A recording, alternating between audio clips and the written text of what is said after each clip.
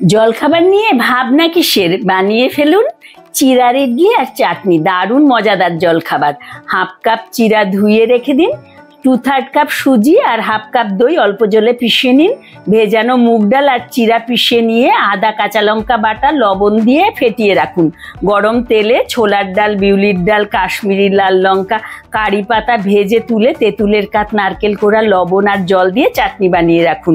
ঝাঁঝরিতে তেল মাখানো কলা পাতা দিয়ে কড়ার ফুটন্ত জলের উপর বসিয়ে ঝাঁঝরিটা ব্যাটারে ইনো মিশিয়ে বড় চামচে করে কলা পাতার উপর ফাঁকা ফাঁকা করে ইডলির আকারে দিয়ে দিন।